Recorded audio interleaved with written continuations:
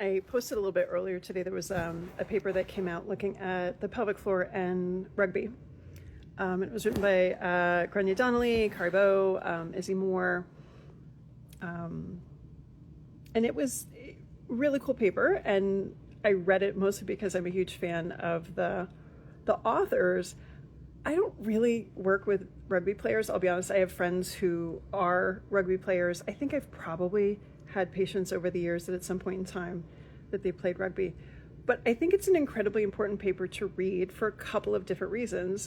One is rugby is incredibly unpredictable, and it has kind of all the things. I mean, again, what little I know, you're throwing something around, you're running, you're jumping, you're going to have impact that may or may not be predictable. Like it's kind of all the things. And I was messaging back and forth with author Grania, and she was saying, yeah, this is really hard because you're trying to understand not only motion that's required just like generally for the sport, but then the pelvic floor. And there's so much that we don't understand about the pelvic floor and just like basic motions. Like we're just getting a sense on running.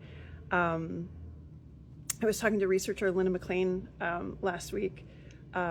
She's up in Canada, and she did a paper recently about morphology of the pelvic floor in running with people with stress incontinence versus non. And we were just talking about, we can't figure out what's going on, a lot of it because of the tech. Like how do you nobody's going to shove an electrode in your pelvic floor and say, go run or go get hit in a rugby game, or, find this pressure monitor to hold it in and act normally. Like that's part of, I think, the challenge that we face in understanding what's going on with the pelvic floor is it's in a really unique place.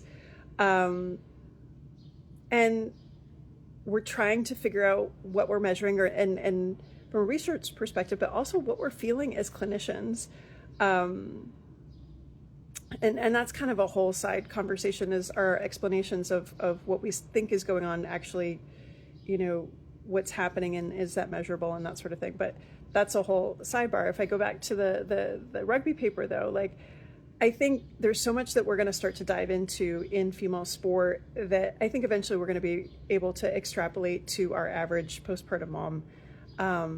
And be able to say, hey, you have a lot of unpredictable things, like you're running across the playground to catch your toddler and you fall, you step into a hole, or, you're a trail runner and, you hit a rock and you trip and then you have a little bit of leakage. Like there's a lot of just unpredictability in the life of just a human in general, and much less if you're a mom and taking care of kids. And so I think, unfortunately, you get more questions, but the more we can have some interest in some of these areas where we're looking at like a sport with rules and has certain kind of technical pieces to it, I think we're going to be able to extrapolate that to the everyday mom and say, hey, we need to do way more than just pelvic floor muscle training, even just contractions and relaxations. We need to challenge the pelvic floor in an elongated position. We need to load it over time. We need to make sure that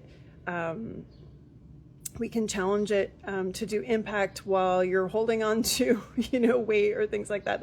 There's just so many parts and pieces that the average mom does during the day. I mean, even if you just took like an hour of your average day with your kids, how many variables of movement are involved there. But it's just a really, really exciting time, I think, to be in this space. But if you get a chance, it's open access. And I referenced it earlier. If you check out the post, it's in there. But there's some really, really good background information. So if you're looking for what the most up-to-date kind of information is about pelvic floor stress, urinary incontinence, prolapse, those sorts of things, it's in kind of the background part at the beginning of the paper. And then they kind of break down kind of the needs for the movement kind of demands for rugby and that sort of thing. But anyway, point being, we're going places, we're looking at things that are more complex, less predictable.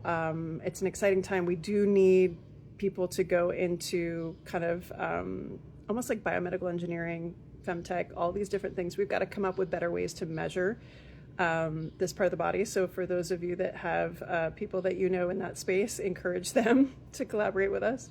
And just, we need to keep the ideas going because there's so much to learn. And it's just a really cool time. So if you guys get a chance to check out that paper, even if you know nothing about rugby like me, it's really worth a read. So check it out.